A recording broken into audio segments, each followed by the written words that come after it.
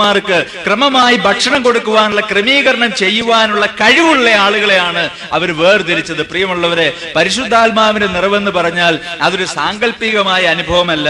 പ്രായോഗിക ജീവിതത്തിൽ പ്രശ്നങ്ങളുടെ മധ്യത്തില് പരിഹാരം നിർദ്ദേശിച്ചു കൊടുക്കുന്ന, പരിഹാരം കണ്ടെത്തുന്ന, ഇന്നതുപോലെയാണ് ചെയ്യേണ്ടതെന്ന് വചനത്തിന്റെ അടിസ്ഥാനത്തിൽ പറയുവാനും ഉപദേശിക്കുവാനും നിർദ്ദേശിക്കുവാനുമുള്ള പ്രത്യേകമായ ഒരു കഴിവാണ് പരിശുദ്ധാത്മ നിറവുള്ള വിശ്വാസികൾക്ക് അതിന്റെ ഫലമായിട്ട് ലഭിക്കുന്നത്.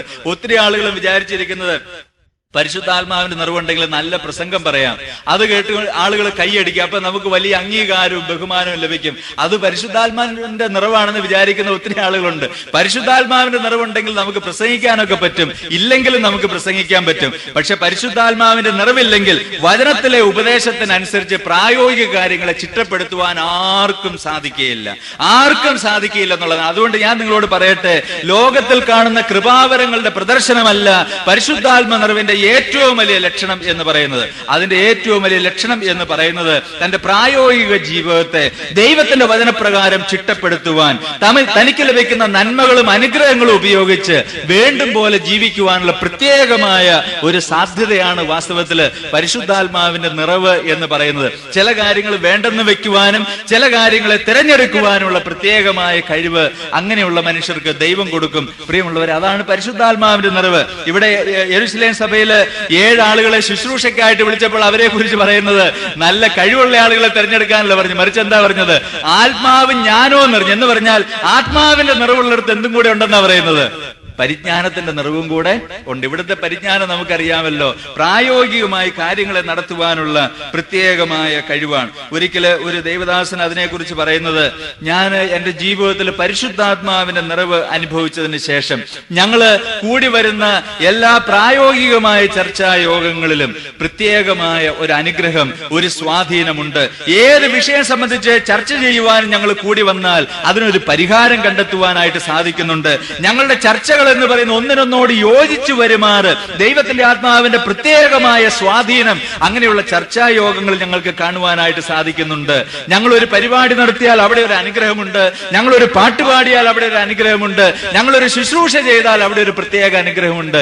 പരിശുദ്ധാത്മാവിന്റെ നിറമെന്ന് പറയുന്നത് എന്റെ പ്രിയമുള്ളവരെ അതാണ്. പ്രായോഗികമായ വൈഭവത്തിലേക്ക് ഒരു മനുഷ്യനെ നയിക്കുന്നതാണ് വാസ്തവത്തിൽ പരിശുദ്ധാത്മാവിന്റെ നിറവ് എന്ന് ഞാൻ നിങ്ങളെ ഓർമ്മിപ്പിക്കട്ടെ. മൂന്നാമതായിട്ട് നമുക്ക് കാണുവാൻ സാധിക്കും, പരിശുദ്ധാത്മാവിന്റെ നിറവുള്ള ആളുകള് ശത്രുവിന്റെ ബലത്തിനെതിരെ നിൽക്കുന്ന ആളുകളാണ്. ശത്രുവിന്റെ ബലത്തിനെതിരെ നിൽക്കുവാൻ ദൈവം അവർക്ക് പ്രത്യേകമായ ശക്തി കൊടുക്കുന്നത് നമുക്ക് കാണുവാനായിട്ട് സാധിക്കും. ന്യായാധിപന്മാരുടെ പുസ്തകം 6-ാം അധ്യായം 33 മുതൽ 34 വരെയുള്ള വാക്യങ്ങൾ. ന്യായാധിപന്മാരുടെ പുസ്തകം 6-ന്റെ 33 മുതൽ 34 വരെയുള്ള വാക്യങ്ങൾ.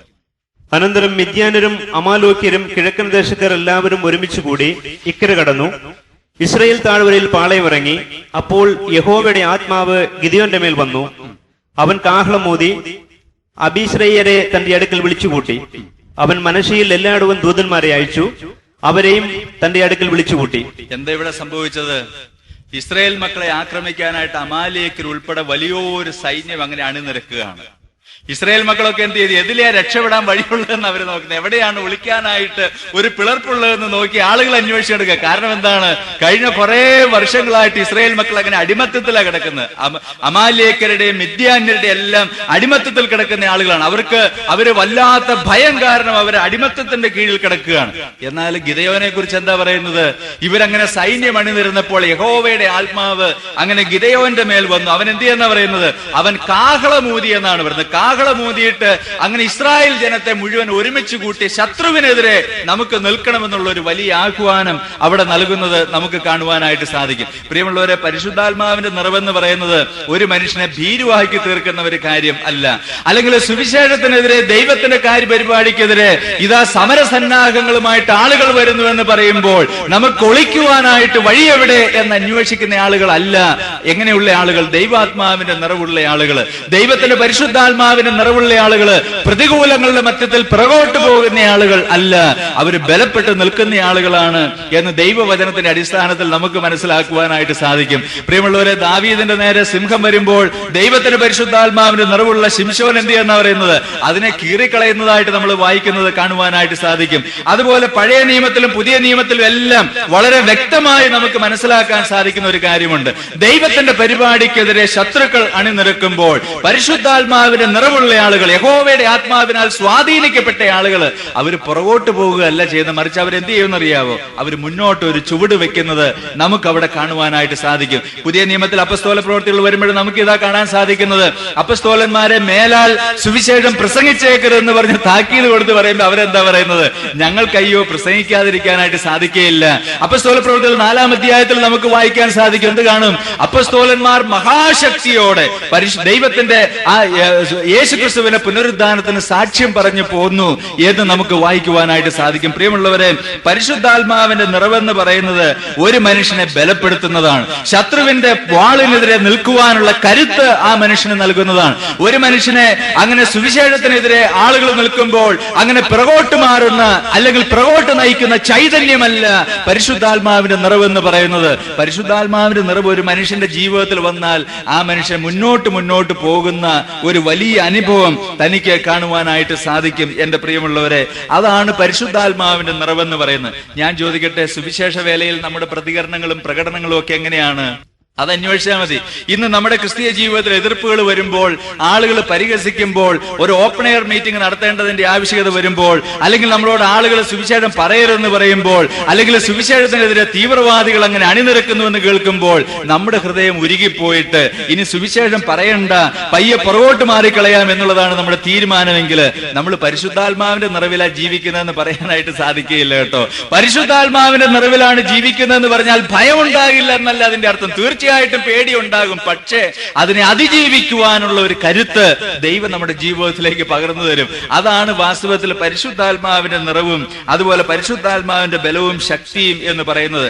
എഫേസ്യ ലേഖനം 6-ാം അധ്യായത്തിൽ വായിച്ചു നോക്കുമ്പോൾ നമുക്കറിയാം, അവിടെ എന്താ കാണുന്നത്, പരിശുദ്ധാത്മാവിന്റെ നിറവിലുള്ള ആളുകള് സാത്താന്റെ ശക്തിക്കെതിരെ അവർ ബലപ്പെടുന്നത് നമുക്ക് കാണുവാനായിട്ട് സാധിക്കും. ഇന്ന് വാസ്തവത്തില് ഒത്തിരി ആളുകൾ പിശാചിനെ വാക്കുകൊണ്ട് പറഞ്ഞ് അങ്ങനെ പുറത്താക്കാൻ ശ്രമിക്കുകയും അകത്താക്കാൻ ശ്രമിക്കുകയും ഒക്കെ ചെയ്യുന്ന ഒരു കാലമാണ്. ഒന്നും സംഭവിക്കുന്നില്ല, യാതൊന്നും അവിടെ സംഭവിക്കുന്നില്ല എന്നുള്ളതാണ്. എന്നാൽ ദൈവത്തിന്റെ പരിശുദ്ധാത്മാവിന്റെ നിയന്ത്രണത്തിലുള്ള ആളുകൾക്ക് മാത്രമേ എന്ത് ചെയ്യാൻ സാധിക്കുകയുള്ളൂ, പിശാചിന്റെ സകല ബലത്തിനുമെതിരെ നിൽക്കുവാനായിട്ട് അങ്ങനെയുള്ള ആളുകൾക്ക് മാത്രമേ സാധിക്കുകയുള്ളൂ. അല്ലാത്ത ആളുകൾക്ക് സാധിക്കുന്ന പ്രശ്നം ഇല്ല. പ്രിയമുള്ളവരെ, ഞാൻ ചോദിക്കട്ടെ, ശത്രുവിന്റെ ബലത്തിനെതിരെ നിൽക്കുവാനുള്ള കരുത്ത് അവർക്ക് നൽകിയത് ദൈവത്തിന്റെ പരിശുദ്ധാത്മാവാണ്.